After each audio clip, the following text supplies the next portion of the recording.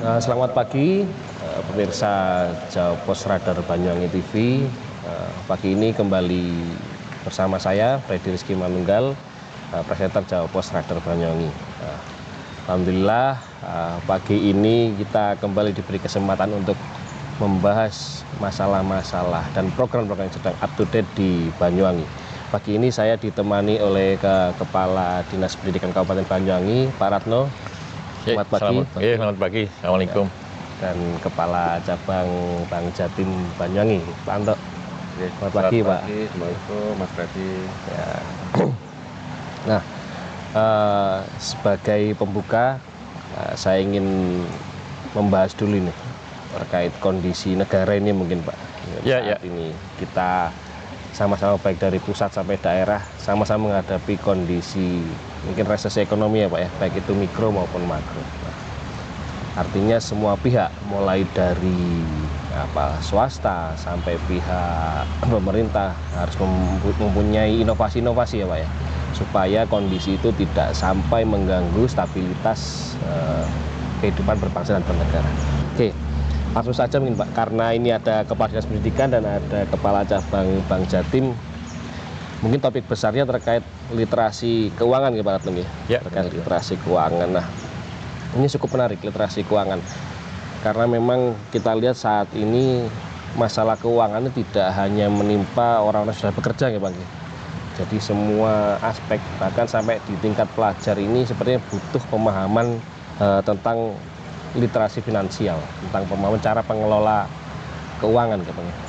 Mungkin Pak, langsung dari Pak Ratno mungkin Pak, apa yang ingin digagas kali ini Pak? Ya, terima kasih Mas Freddy. Jadi tema kita hari ini tentang literasi keuangan ya. Sejatinya literasi keuangan atau literasi finansial itu merupakan salah satu dari target dan juga tugas kami dalam mendidik anak-anak kita, terutama di pendidikan dasar, yaitu bagaimana anak-anak bisa tuntas berliterasi. Ada 6 literasi dasar Mas yang harus diberikan kepada anak-anak itu. Ada literasi baca tulis, ada literasi numerasi, ada literasi kewargaan sebagai warga negara, ada literasi digital, ada literasi budaya. Nah, yang terakhir itu memang literasi keuangan atau literasi finansial.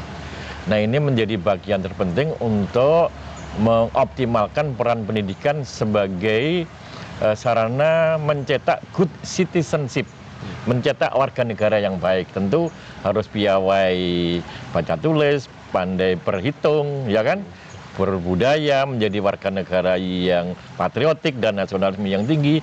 Budaya salah satunya tentu anak-anak kita harus melek terhadap keuangan atau finansial.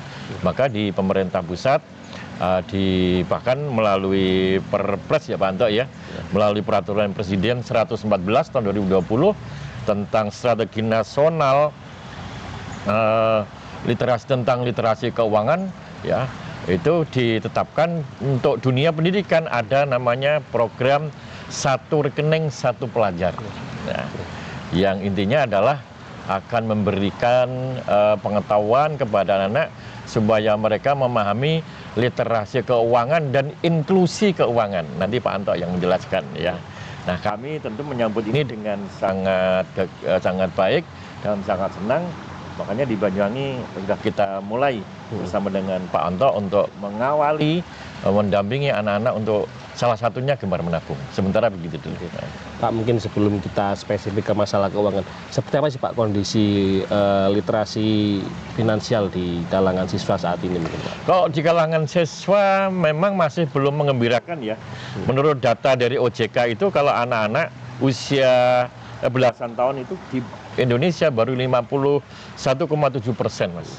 Jadi separuh lebih dikit lah ya anak-anak kita, itu pun usia 15-17 ya, sekitar usia anak SMA.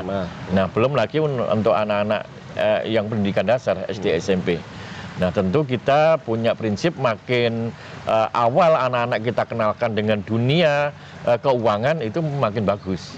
Harapannya nanti kalau sudah masuk ke usia pendidikan menengah atas, mereka sudah bisa lebih meningkat lagi jumlahnya.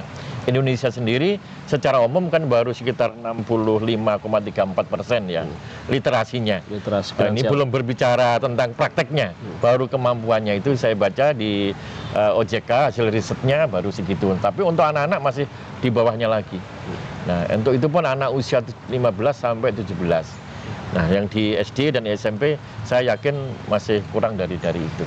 Maka itu yang memotivasi kami, yang melonjak kami, kejar ini harus segera kami implementasi, dan bersama dengan Bank Jatim ini sudah kita launching sejak 2 tahun yang lalu. Nah, alhamdulillah sudah ribuan siswa di Banyuwangi, insya Allah sudah punya simpanan pelajar. Begitu mungkin yang paling dasar mungkin Pak Ratno, apa yang sekarang diajarkan kepada para siswa supaya paham tentang materi literasi finansial? Ya, literasi keuangan itu kan seputar satu, bagaimana anak-anak bisa memaknai apa itu uang. Ya, mereka bisa menghargai uang itu apa, ya. Sehingga kita tidak hanya sekedar gemar menabung, tapi anak-anak kita tempa karakternya untuk bisa memilah kebutuhan atau keinginan dalam membelanjakan uangnya itu. Ya, kalau itu sudah, maka pasti budaya atau kebiasaan menabung akan bisa kita tumbuhkan. Jajan memang dia buat uang jajan dapat dari orang tua, tapi tidak semuanya harus untuk jajan. Kalau cukup separuhnya saja kan sebagian bisa dipakai untuk menabung. Nah, yang itu memang masih dasar banget ya. Nah, kalau anak-anak kalau nggak diajari ya berapapun diberi uang saku oleh orang tuanya, ya dia akan dihabiskan. Nah, di situ kita akan mulai memberikan virus-virus positif kepada anak, bagaimana mereka bisa pintar mengelola keuangan. Setidaknya mereka akan tahu dan bisa membedakan, ini saya butuh, ini saya ingin. Nah, tentu kebutuhan harus ditonjolkan, keinginan mungkin harus sering ditahan-tahan. Gitu, Pak, ya. Gitulah ya, Mas. Oke, nah, kita ke Pak Anton, Pak. Pak, sepengalaman saya sejak saya SD mungkin, program dari perbankan kan selalu ada untuk sekolah dasar, mulai kalau pengembangan plat merah itu mungkin yang simpede seperti itu Pak ya, simpanan atau simpanan untuk siswa gitu. Nah, untuk Bank Jatim sendiri mungkin Pak, sejak kapan sih Pak mulai masuk ke ranah pendidikan nih Pak untuk pengenalan literasi finansial? Ya, terima kasih Mas Hadi. Jadi untuk Bank Jatim sendiri, untuk simpanan pelajar ini sebenarnya dulu juga ada tahun 2002 Pak ya. 2002. Itu ada tabungan pelajar, kemudian terganti nama, sekarang jadi simpel. Dimana simpel dan simpanan pelajar ini adalah program dari OJK, di mana semua perbankan namanya sama, tabungan simpanan pelajar. Dan kita sebagai salah satu perbankan jadi Jawa Timur, bangunan dari Jawa Timur, itu mensupport dari program OJK ini dengan nama tabungan simpanan pelajar. Dan ini berlaku di semua perbankan, Pak. Tidak di BPJ aja, Bank Jatim, semua perbankan, termasuk Himbara juga ada, Bank Sosok juga ada, dan BPRS juga ada, termasuk Bank Syariah. Jadi simpanan pelajar ini adalah program dari OJK yang sudah disinggung oleh Pak Ratno bahwa ini dari program dari Presiden tahun 2019 nomor 6, tahun nomor 2026, Kepres tentang Hari Indonesia Menabung, diperkuat lagi Peraturan Presiden nomor 114 tahun 2020 tentang Strategi Nasional Keuangan Inklusif atau SNKI, di mana OJK sebagai otoritas jasa keuangan itu mendorong para pelaksana industri perbankan keuangan untuk mensukseskan hari menabung. Jadi tadi pakai program kejar tadi, satu pelajar digunakan untuk pelajar untuk budaya menabung itu dikembangkan. Dimana tadi ada masalah tujuannya untuk membudayakan pelajar itu menabung atau mengatur keuangannya sejak dini. Jadi ini berlaku untuk mulai tingkat yang paling dasar sendiri dari PAUD, kemudian SD, SMP, SMA, dan sederajat. Jadi itu program yang digunakan untuk membudayakan anak-anak untuk gemar menabung, mengatur keuangannya sejak dini ya Pak? Sejak dini, seperti itu. Karena tujuannya untuk meningkatkan literasi dan keuangan di kalangan pelajar, kemudian targetnya pelajar yang memiliki rekening satu pelajar. Seperti itu. Pak, kalau mungkin dari data Pak, data kasar aja mungkin karena data real kan agak susah. Berapa banyak sih Pak siswa apa anak-anak di usia sekolah itu yang sudah buka rekening mungkin Pak sampai hari ini? Ya, Jadi sesuai dengan data dari OJK sejak diluncurkan tahun 2019 itu sampai dengan 2025 di triwulan pertama 2025 itu sudah mencapai 87,7% dari total pelajar atau 57,9 juta pelajar dari total 64,5 juta pelajar di Indonesia. Artinya sudah 88% total pelajar di Indonesia sudah memiliki rekening program ini sejak tahun 2019 sampai tahun 2023, 5 tahun ya atau lebih. Artinya ini nanti akan terus dikembangkan lagi, dan dari OJK sendiri bekerjasama dengan para pelaku keuangan, perbankan itu juga terus meningkatkan. Selain jumlah rekening juga jumlah nominalnya dengan total 58 juta pelajar ini yang sudah punya rekening, satu pelajar satu rekening itu kalau nominalnya Pak ya itu mencapai 34 triliun. Lumayan ya Pak ya? Lumayan besar. Betul Pak. Jadi ini kan suatu program yang sangat positif sekali untuk memberikan karakter atau budaya menabung. Jadi pelajar dan anak ini betul menabung, nggak boros. Tadi oleh Pak Ratno, kalau kasih uang jajan sebagian untuk jajan, sebagian lagi untuk menabung, dan nanti di sekolah akan diberikan fasilitas semacam agen untuk menabung. Jadi nggak perlu ke bank, kemudian cukup melalui agen-agen yang ada di masing-masing sekolah dikoordinir seperti itu. Jadi lebih mudahkan bagi pelajar untuk menabung. Dan untuk simple ini pembukaan awal cukup 5.000 Pak. 5.000 rupiah. 5.000 rupiah. Kemudian setoran minimal itu 1.000 rupiah. Dan tanpa biaya administrasi. Bulan kan ada biaya administrasi, ini tanpa biaya administrasi. Seperti itu. Itu ada batas usianya nggak Pak, untuk pelajar Pak? Enggak ada Pak. Jadi mulai ya PAUD itu sama dengan SMA. Nanti kalau sudah SMA sudah mulai diajari itu yang lebih tingkat lagi, yang bukan tingkat pelajar, tapi sudah agak umum seperti itu. Mungkin sejak Kejar diperkenalkan kemarin sudah berapa Pak di Banyuwangi Pak? Kalau khusus Banyuwangi Pak, kita sudah kolaborasi dengan Dinas Pendidikan, mulai awal sampai sekarang sudah 4.300 rekening Pak. 4.300. Mulai tingkat PAUD, TK, SD, MI, SMP, MTS, MAN, SMA, dan SMK. Dengan nominal sudah ratusan juta Bapak. Dengan sekitar 4.300. Itu yang Bank Jatim yang kita kolaborasi. Luar biasa. Di bank lain juga masih ada lagi simpel-simpel juga. Seperti itu. Dan kita terus untuk sekolah asuh simpanan pelajar, dari simpel tadi itu SAS yang ke-9 Mas. Berarti yang menabungkan temennya Pak? Bukan? Oh bukan, ya dia menabung maksudnya. Sekolah maksudnya mengelola. Sekolah mengasuh simpanan pelajar, maksudnya begitu kan. Bukan siswa. Bukan siswa ya? Bukan siswa. Nah, tapi juga bisa sih perpaduan dengan siswa asuh sebaya. Siswa asuh sebaya dengan cara siswa yang lain membantu menabungkan siswa yang mau dibantu. Itu saya kira teknis ya untuk mengkombinasi. Inovasi mungkin ya Pak ya? Inovasi. Nah, karena itu maka kita akan menggunakan skema SAS yang ke-9 ini sebagai upaya kita untuk memberikan pendidikan yang bermuatan literasi keuangan. Bungkus besarnya lagi di sekolah kami sebenarnya menggagas sekolah cashless Mas.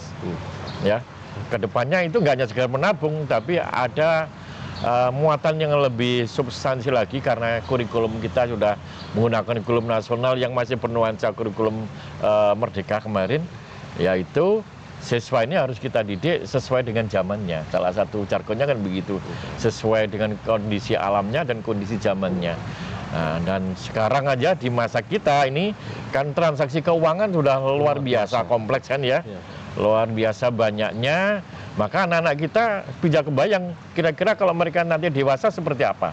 Tentu akan lebih detail lagi. Nah, anak-anak harus kita bekali sejak dini. Maka sudah kami diskusikan dengan Pak Anto, dengan jajaran Bank Jatim. Salah satu untuk memotivasi adalah, dan supaya ini menjadi satu ekosistem, sekolah cashless. Semua transaksi itu kalau bisa tanpa ada uang tunai. Ada unsur kesehatannya juga, nggak ada transmisi virus-virus kan Mas ya. Kemudian anak-anak terbiasa bertransaksi secara non tunai. Ya, dengan cara apa ya, di tabungan tadi itu dia bisa nanti dikasih kartu Dan sudah praktek kita pantau ya di salah satu sekolah, dari simpanannya itu juga tertuang di dalam kartu, dan kartunya itu bisa kartu pelajar. Di dalamnya ada chip, kalau beli apa-apa cukup menggunakan tapping. Alatnya dipinjami oleh bank, Mas. Nah, nanti semua transaksi baik itu ke siswa, ke guru, ke TU, dari orang tua kalau mau ngasih sumbangan ke sekolah, cukup cashless saja. Sudah ada kantin cashless mungkin, Pak? Sudah ada di SMP 1 sudah ada. SMP 1 ya? Sudah ada. Saya belum ke sana ini, Pak. Oh, dicoba nanti ya. Jadi ini sebuah gerakan. Kemudian yang kedua, kita ini juga sebenarnya pengen mengalihkan, mengkonversi budaya menabung yang sebenarnya sudah tumbuh dan sudah diedukasi oleh para guru. Hanya yang pola konvensional kan nabungannya kepada guru. 1.000, 2.000 dicatat, ada buku tabungan. Nah, sekarang udah zamannya digital, apalagi ada kebijakan keuangan inklusif ya Pak ya. Keuangan inklusif itu maksudnya akan memberikan kemudahan akses orang untuk menabung. Makanya tadi ada kemudahan mulai dari administrasi awalnya cukup 5.000, tabungan cukup 1.000, tanpa administrasi itu kan inklusinya dapat. Nah, dengan begitu itu akan menstimulus, merangsang anak-anak kita untuk gemar menabung, Mas.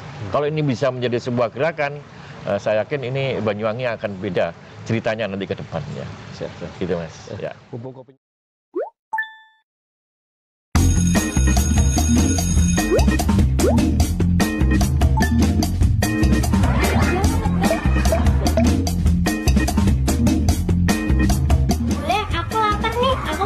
Yang ini dong. Aku juga boleh. Uangnya kok gede, Dek?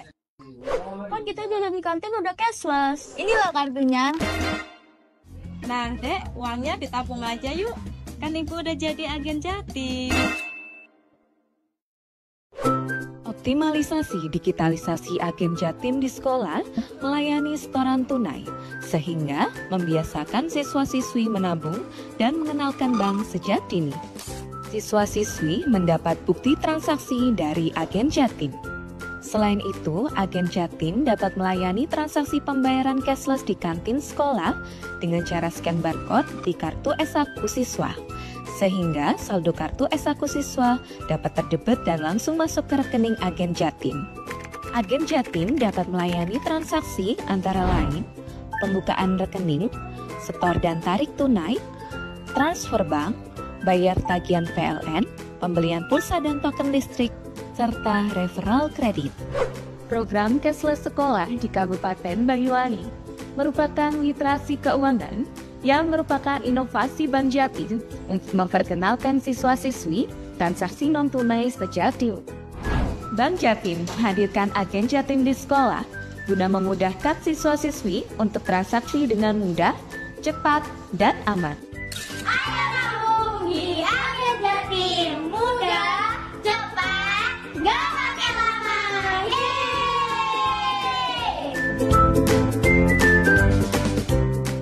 Nah, sebelum kita ngobrol ke masalah siswa lagi nih mungkin Pak, program literasi finansial ini hanya menyasar siswa atau kepada guru dan orang tua juga mungkin Pak nanti rencana? Ya, sasaran utama tentu siswa ya, karena end user pendidikan itu tentu siswa. Tapi menjadi sebuah ekosistem tentu siswa nggak bisa sendiri. Ya, seperti sekolah cashless pasti akan melibatkan stakeholder. Nah, tentu akan melibatkan selain siswa, guru, kepala sekolah, TU, orang tua, juga mungkin masyarakat. Ya, masyarakat yang ingin bantu sekolah kan juga bisa. Nah, sehingga sekolah nanti akan punya ide yang lebih kreatif, saya kira bagaimana cara menghimpun sumbangan dan bantuan, kan begitu. Sekolah kan gratis, ya kan, bisa menghimpun itu pakai sumbangan. Nah, sejauh ini kan seringkali dikritisi kan, kalau sumbangan kok ada kwitansi, kalau cashless, ya, kalau tunai, ya sudah, tinggal tunjukkan aja nomor rekening sekolah mana, siapa yang mau bantu, itu nomor rekeningnya, ya hanya yang mau bantu, yang bantu aja yang tahu berapa besarannya, kan sumbangan ya. Bantuan itu kan di luar wali murid ya, pada perusahaan, mungkin orang-orang yang peduli pendidikan juga sama. Ya, itu bisa memanfaatkan konsep sekolah cashless ini untuk bisa digunakan Mas Freddy, sehingga antar sekolah pun juga bisa begitu, kan ada sekolah asal sekolah ya. Kalau mau membantu sekolah lain itu juga bisa menggunakan sistem non tunai. Pendek kata ini akan memicu dan memacu sebuah ekosistem keuangan yang makin transparan, saya kira makin bisa dipertanggungjawabkan dan terrekod yang jelas. Kalau yang udah online, kita nggak akan kerepotan bagaimana mendetek ya. Termasuk kalau terjadi penyimpangan pasti akan mudah ngelacaknya. Terlihat ya Pak ya. Gitu saya kira Mas. Kembali lagi ke Pak Anto. Ya, Pak, mungkin sudah berapa tahun Pak di perbankan Pak? Saya masuk perbankan 2002 Mas. 2002. 23 tahun. 23 tahun ya, lumayan. 2 tahun lagi 25 tahun Pak. Ya. Pak Anto, mungkin tantangan apa sih Pak yang membedakan zaman dulu dengan sekarang terkait pengalaman literasi finansial kepada siswa terutama? Iya, masih Mas. Jadi pengalaman saya masuk perbankan itu masih belum saat ini ya. Sekarang sudah digitalisasi, enggak transaksi secara manual atau konvensional seperti dulu lagi. Orang nabung atau narik harus ke counter, ke ATM. Sekarang dimanapun, kapanpun bisa tanpa menunggu jam bukanya operasional perbankan. Itu yang saya rasakan masuk pertama ke perbankan sampai dengan saat ini sudah banyak perkembangannya luar biasa, dan kita perbankan Bank Jatim harus menyesuaikan dengan kebutuhan ataupun kebutuhan dari masyarakat, karena masyarakat tidak perlu jauh-jauh ke counter atau ke tempat pembelanjaan, pakai mobile banking, J-Connect untuk bisa transaksi untuk pembelian tiket, top up, kemudian untuk pembayaran SPP itu tinggal transfer aja dimanapun kapanpun bisa dilakukan Pak. Dan itu suatu perkembangan teknologi yang harus kita penuhi karena kebutuhan masyarakat juga semakin meningkat. Termasuk tadi juga disinggung oleh Pak Ratno bahwa untuk pelajar untuk menabung dan sebagainya, nanti penggunaan tag untuk di kantin dan sebagainya kelihatan mutasinya dan sebagainya bisa dikontrol oleh orang tua, jajannya berapa sebagainya, jadi lebih kelihatan penggunaan dananya seperti itu Pak. Jadi memang banyak perkembangan dan kita perlu untuk menyesuaikan terus perkembangan dari teknologi termasuk dengan cash tadi. Untuk tantangannya mungkin Pak Anto, kalau dulu kan mungkin bisa dini ya Pak ya, anak-anak diiming-imingi pakai apa namanya celengan ayam, nanti kalau sudah penuh bisa buat beli sepeda gitu. Kalau sekarang gimana Pak Anto? Nah, ke depan kita juga akan memberikan stimulus sebagai daya tarik pada pelajar ya, menabung nanti kita dapat reward, ataupun kita juga akan memberikan suatu beasiswa kepada pelajar yang berprestasi, nanti uangnya masuk ke rekening yang bersangkutan, digunakan untuk kebutuhan pembelian alat tulis, kemudian untuk beli buku dan sebagainya. Itu kan stimulus dari pelajar yang mungkin dapat prestasi nabung paling banyak dan sebagainya. Nanti kita bisa kita lombakan sebagai daya tarik untuk semangat menabung kan. Seperti ini. Jadi dari jajan 10.000, 5.000 untuk nabung, 5.000 untuk jajan. Nanti dalam satu periode tertentu tabungan yang paling banyak siapa sih, si A, si B. Itu satu cara untuk memotivasi ya untuk pelajar seperti giat menabung, dan nanti penggunaannya pun diarahkan untuk yang bermanfaat, bukan untuk yang hal-hal yang sifatnya konsumtif ataupun yang untuk beli apa top up game gitu. Nah seperti itu Mas Resi, kan seperti itu. Gitu. Nah, kembali ke Pak Ratno mungkin Pak. Ya. Pak, ketika kita akan menyampaikan sebuah literasi keuangan pasti ada kurikulum ya Pak ya, yang disusun mungkin oleh Dinas Pendidikan mungkin. Nah, kalau boleh tahu seperti apa sih Pak mungkin Pak untuk ya, di awal ini? Ya. Kalau bicara tentang literasi keuangan, saya kira ada 3 kata Mas targetnya itu, yaitu memahamkan anak kemampuan untuk satu paying, saving, kemudian investasi Mas, latihan berinvestasi. Jadi kalau anak-anak kan belum bisa cari duit ya kan, minimal kemampuan dia membelanjakan uang itu dia ngerti udah. Uang saya ini saya pakai untuk apa yang benar, tentu tadi itu menggunakan rumus saya hanya akan membelanjakan yang butuh tapi menekan yang ingin. Gampang kan, simpel ya. Cuman untuk mengarah ke situ kan nggak gampang, karena ini pembentukan watak karakter ya kan, dan pembiasaan. Itu akan menjadi kurikulum yang paling pokok untuk anak-anak SD. Tapi setelah itu anak-anak kan juga kita minta untuk saving, tadi itu target yang disampaikan oleh Pak Anto. Nah, karena saving, maka tidak hanya besar-besaran angka, andai kata nanti ada awarding, ada persepsi, ada penghargaan, ya. Mungkin juga yang paling lama menahan uangnya dalam jumlah sekian, itu keren menurut saya. Besar-besaran orang tuanya tahu, nanti dikeloter yang lomba orang tuanya itu. Tapi kemampuan menahan itu berat, ya, berat itu ya. Nah itu layak juga untuk diapresiasi saya kira. Nah itu saving, karena memang hakikatnya ini yang kita targetkan ke anak-anak ini minimal 2 ini, yaitu kemampuan membelanjakan, yang kedua adalah kemampuan dia untuk menyimpan sisa uang sakunya itu dalam waktu jangka yang selama-lamanya. Tapi karena kemampuan literasi keuangan itu juga jangkanya panjang, anak-anak tentu harus mulai kita kenalkan dengan bagaimana berinvestasi, belajar berinvestasi sejak dini. Ya, bagian dari muatan keuangan inklusif itu kan Pak Anto ya, itu juga ada kemudahan untuk berinvestasi. Misalkan saham 100.000 aja ada, di bawahnya itu juga ada, Rp1 aja ada, dan itu banyak jasa-jasa yang gitu. Anak-anak harus kita ajari bagaimana dia mulai menabung saham, selembar, 2 lembar, ya gitu, ya, dan kita ajari bahwa mereka saat ini waktunya untuk menanam, bukan untuk memanen. Memanennya itu besok kalau mereka sudah usia dewasa.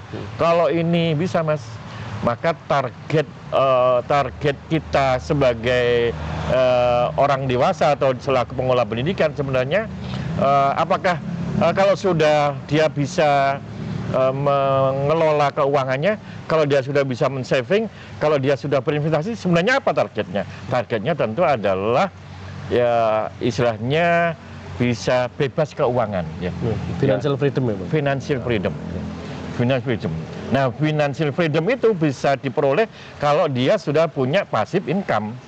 Passive income itu bisa didapatkan kalau dia berinvestasi, kan begitu. Investasi akan bisa dilakukan kalau dia saving. Ya, saving akan jalan kalau dia sudah pintar ngelola keuangan. Kurang lebih begitulah kurikulumnya Mas. Jadi berjenjang ini. Mulai dari awal dulu sampai pada akhirnya bisa anak-anak nggak perlu nunggu usia tua, mereka sudah freedom finansial. Luar biasa. Nah, kalau kita punya satu generasi nanti di generasi emas sudah kayak begitu, kita sebagai orang tua itu tenang, dengan bangga tenang. Anak cucu kita itu udah nggak mikirkan harta atau duit, karena hartanya yang bekerja untuk dia, bukan dia bekerja untuk cari duit. Gitu saya kira Mas. Siap. Kalau mungkin saya selalu melihat program itu muncul sebenarnya di awal dari sebuah kekhawatiran ya Pak ya. Nah, mungkin kekhawatiran apa sih Pak yang paling besar yang dirasakan Dinas Pendidikan di Banyuwangi mungkin? Ya, secara keseluruhan karena anak-anak kita tak terhindarkan dengan gaya hidup di masyarakat, bahkan di masyarakat dunia yang makin hari makin hedon Mas. Makin hedon, yang pengaruhnya itu luar biasa, dari luar promosi, iming-iming, kemudahan-kemudahan, dan sesuatu yang juga menjanjikan kenikmatan semacam game online, ya kan, judi online, ya Mas ya, belum barang-barang konsumtif untuk apa, untuk passion mereka, ya, gaya mereka kan. Kita kan juga sudah diberi warning bahwa yang akan mendistorsi tumbuh kembangnya anak-anak ini kan 3F, ya, fun, passion, food. Nah, kalau ini nggak diimbangi dengan kemampuan mereka untuk mengolah keuangan, oh bahaya Mas. Itu kekhawatiran kita terbesar itu. Jangan sampai generasi kita menjadi generasi yang konsumtif tapi minim produktif.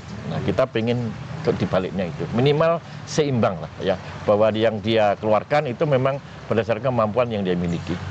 Gitu Mas. Kenapa kasih Mas Freddy dari yang sampaikan Pak Rato tadi, saya juga sepakat bahwa saat ini kan fenomenanya ada fasilitas dari lembaga keuangan yang pay later dan sebagainya. Dibalik, harusnya kita nabung dulu untuk mendapatkan sesuatu, bukan kita nabung dulu baru nanti membayar.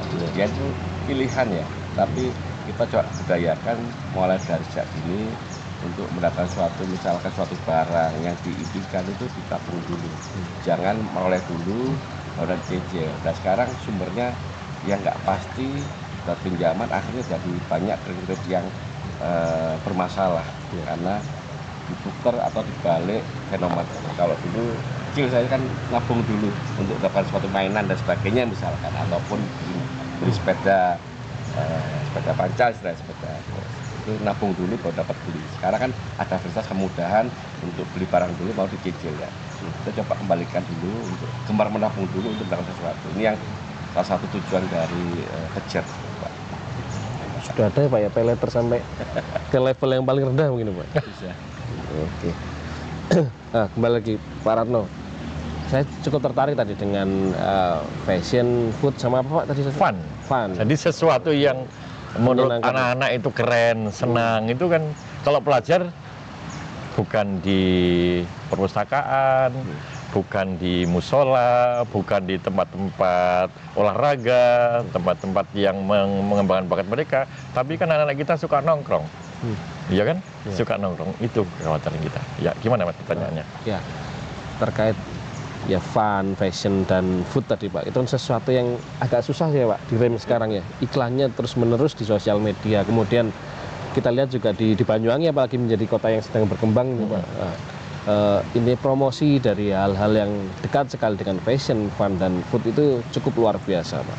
Nah, di kurikulum itu nanti mungkin Pak, atau di materi literasi finansial itu apa mungkin Pak yang bisa dilakukan dinas pendidikan untuk supaya siswa tidak mudah tertarik lah untuk ketika apa ini tuh ya. Jadi makanya kita akan menusuk pada titik jantung yang utama dari literasi keuangan atau finansial itu apa?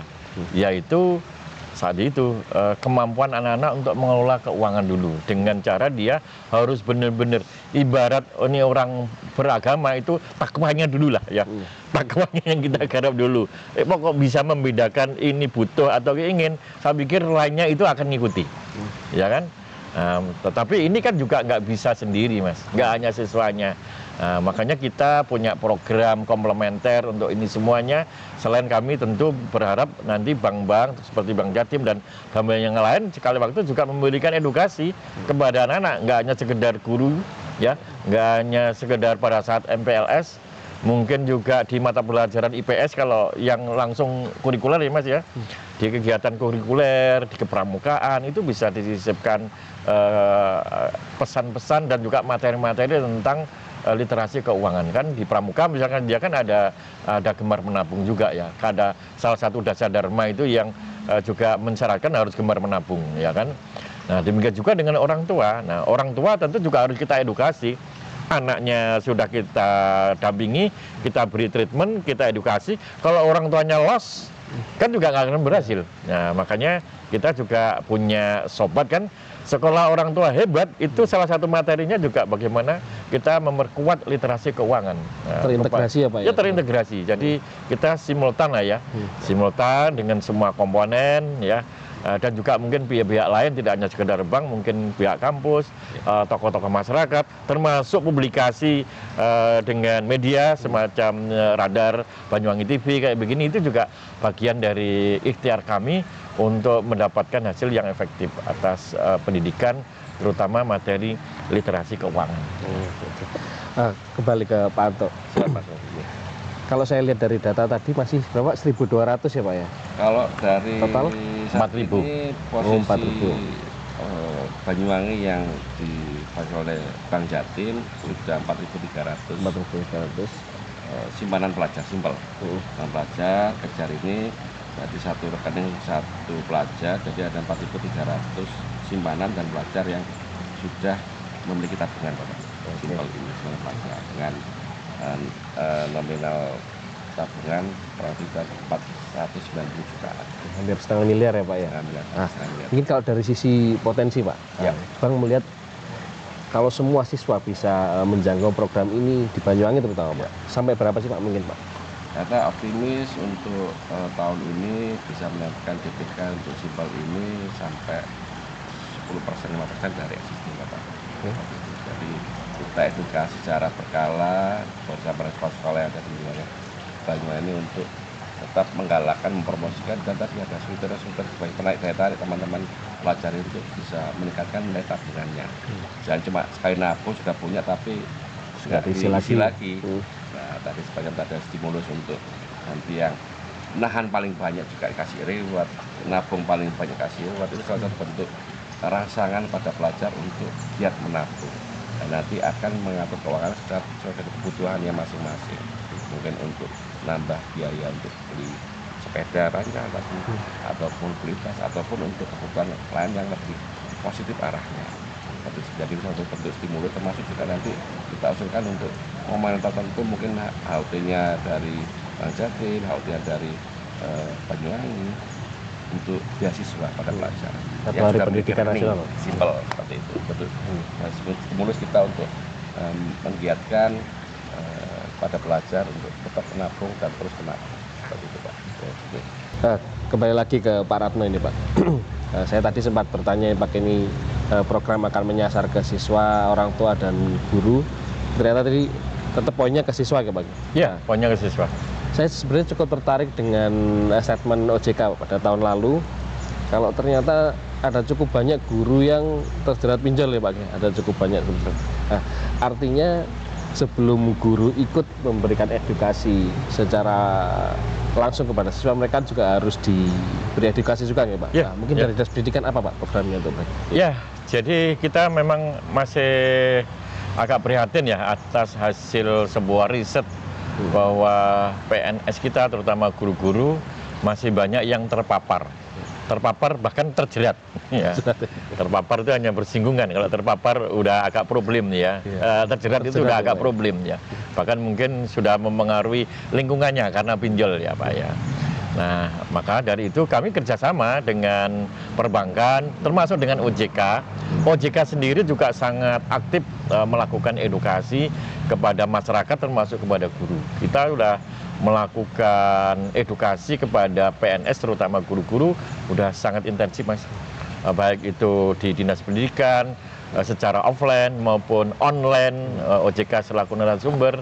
Insya Allah edukasi tentang pentingnya bijak berliterasi keuangan secara umum, termasuk bagaimana supaya tidak terjerat dengan pinjaman online, sudah kita edukasikan kepada guru-guru kita, dengan maksud agar yang sudah pernah atau yang sedang terjerat ya segera insaf lah ya, segera taubatan nasuha lah ya. Walaupun kami juga mendapatkan informasi ya, Pak Anto, nah, sebenarnya pinjol itu yang resmi juga ada. Oh iya, Pak. Ya, banyak yang resmi ya. Untuk yang resmi ya itu yang harapan kita, kalau terpaksa harus ke pinjol, ya sebaiknya pinjol yang bisa dipertanggungjawabkan, yang dijamin oleh OJK ya. Yang gitu, dan juga tetap mengukur kemampuan. Namanya pinjaman nggak ada yang free, harus dikembalikan. Itu juga bagian dari kemampuan guru untuk menahan keinginannya, atau kalaupun memenuhi kebutuhannya tetap ya harus melihat kemampuan. Pendek kata, saya setuju, Mas, sebelum ke anak-anak tentu gurunya harus benar dulu. Ya harus berliterasi dulu, harus punya kemampuan untuk literasi keuangan dulu. Nah, baru setelah itu ke anak didiknya. Gitu, jadi juga ke orang tua juga sama lah ya, karena pendidikan itu kuncinya kan integrasi, sinergitas antara sekolah, orang tua, dan masyarakat.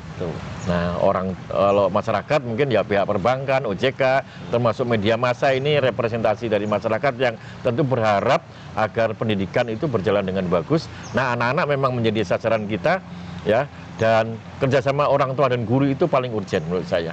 Kalau orang tua dan guru sudah satu frame, satu frekuensi, nah insya Allah tujuan kita akan bisa tercapai. Tapi bicara tentang target tadi, Mas, nah kita masih jauh. Tapi juga yang disampaikan oleh Pak Anto ini baru Bank Jatim ya. Bank-bank himbara yang lain saya kira juga sudah bergerak. Karena setiap ada perbankan dengan kami, selalu juga kami mintakan untuk memberikan kemudahan, karena mereka juga punya simpel semuanya.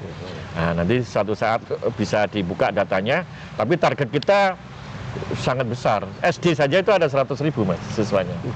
Nah, ya. Kemudian SMP sekitar di bawahnya lagi, sekitar 75.000, SMA juga. Tapi kan juga bicara tentang Banyuwangi tidak hanya SD, SMP, SMA, tapi juga ada madrasah. Ada Rodotul Atfal selain TK. Jadi kita masih punya PR luar biasa besar dan menyongsong awal tahun pelajaran hari Senin besok ini juga menjadi bagian dari yang kita rencanakan besar bersama dengan Pak Anto tentunya, untuk sekolah-sekolah yang belum, kami dorong nanti bersama dengan tim-timnya di Bank Jatim dan juga bank-bank yang lain untuk mempromosikan agar mereka mulai membuka simple lewat program Kejar ini. Oke. Nah, dari Pak Anto mungkin Pak, saya sebenarnya cukup tertarik kalau masalah pinjol tadi Pak Jono. Ada nggak sih Pak mungkin solusi untuk ASN atau para guru selain menggunakan pinjol yang mungkin bunganya cukup tinggi ya Pak ya? Mungkin dari perbankan apa Pak ini sarannya? Jadi di Bank Jatim sendiri ada scheme kredit multiguna yang kredit pada ASN, di mana bunganya sangat rendah untuk teman ASN. Dan kita mesti sampaikan bahwa diutamakan untuk kebutuhan pokok seperti untuk pembelian rumah ataupun untuk pembelian yang sifatnya dasar, dan kalau bisa yang nanti sifatnya produktif dan konsumtif, artinya dari pinjaman ini sesuatu nilai lebih sehingga meningkatkan perekonomian di teman-teman di ASN Pak, seperti itu Pak. Dan kalau dari skim yang kita berikan multiguna ini relatif murah untuk ASN karena kita juga sebagai mitra Pak, mitranya dari pemerintah Kabupaten Banyuwangi. Nanti pun hasil dari dividen yang Bank Jatim akan kembali ke pemerintah Banyuwangi sebagai bentuk dividen laba PAD-nya masuk ke pemerintah Kabupaten Banyuwangi, karena juga pemilik sahamnya juga Pemkab Banyuwangi Pak. Dan nanti tetap sirkulasi dan kesejahteraan ibu dan sebagainya juga akan kembali lagi ke Pemkab Banyuwangi seperti itu Pak. Jadi kita tetap tadi sepakat dengan Pak Ratno bahwa tetap edukasi semua kalangan untuk guru, kemudian untuk siswa, kemudian orang tua dan masyarakat itu harus paham literasi keuangan, resikonya nanti kalau gagal bayar nanti akan ada historis di SLIK ataupun sistem keuangan yang melihat dari rekap historisnya dari punya pinjaman di mana dan kualitasnya lancar atau buruk. Ini yang juga dari rapor semua perempuan bisa lihat Pak, si A, si B punya pinjaman di mana dan berapa,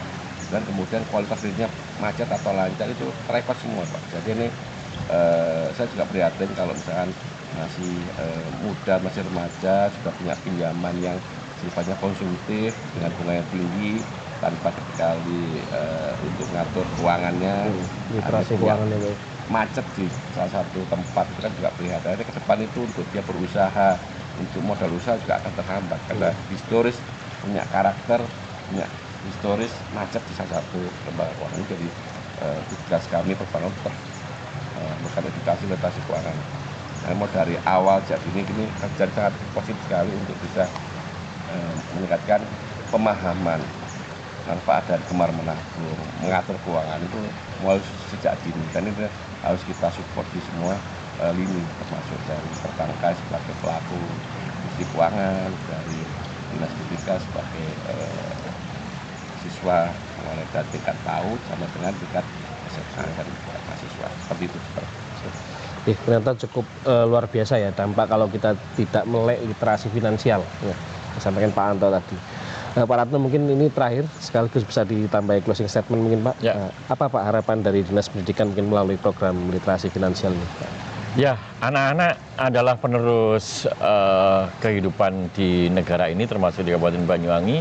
Anak-anak adalah aset bangsa tentunya, dan mereka adalah sumber daya potensial untuk mengisi Indonesia Emas 2045. Kuncinya adalah ada di kualitas SDM-nya. Salah satunya adalah kemampuan mereka untuk literasi finansial atau literasi keuangan. Oleh karenanya kami Dinas Pendidikan bagian dari pemerintah Kabupaten Banyuwangi sangat concern dan konsisten untuk melakukan kolaborasi bersama dengan dunia perbankan untuk mensukseskan peraturan Presiden 114 tahun 2020 tentang keuangan inklusif dan juga literasi keuangan ini. Oleh karenanya kami berharap ini bisa disupport oleh semua komponen, para orang tua dan juga anak-anak harus termotivasi dengan program ini dengan tujuan supaya mereka nanti akan melek literasi keuangan, mereka akan bisa nanti punya mimpi mendapatkan passive income, dan tentu harapannya mereka masih usia produktif tapi sudah bebas keuangannya, sudah bebas finansial atau financial freedom ya. Gitu saya kira Mas Freddy. Mungkin dari Pak Anto Pak untuk closing statement-nya. Terima kasih. Jadi kami sebagai pelaku industri keuangan di wilayah Jawa Timur, saya lagi di wilayah Kabupaten Banyuwangi akan selalu bersinergi untuk melaksanakan tugas-tugas kami sebagai lembaga intermediasi atau perbankan dengan stakeholder kita, pemerintah Kabupaten Banyuwangi, dan masyarakat Banyuwangi untuk meningkatkan kesejahteraan. Salah satu melalui program kejar ini untuk mulai membiasakan budaya menabung, gemar menabung pada tingkat yang paling dasar sekali, mulai dari tingkat PAUD, SD, SMP, SMA untuk menuju Indonesia Emas. Harus bisa dinas pendidikan sendiri, Banjarmasin sendiri harus bisa kolaborasi saling sinergi sehingga tujuan kita untuk menjadikan generasi penerus bangsa, generasi emas di tahun 2045 akan semakin terwujud. Luar biasa sekali ya program dari Dinas Pendidikan dan Bank Jatim untuk masalah literasi keuangan di Banyuwangi ya. Kami berharap program ini bisa berjalan dengan baik. Amin. Pak Anto, ya, ini adalah bagian dari ikhtiar dan upaya kita untuk menyelamatkan generasi sekaligus membangun harapan kita tentang generasi Indonesia Emas tahun 2045. Oke, sekian dari kami. Terima kasih waktunya Pak Ratno. Terima kasih kembali. Assalamualaikum warahmatullahi wabarakatuh. Waalaikumsalam warahmatullahi wabarakatuh. Terima kasih. Terima kasih.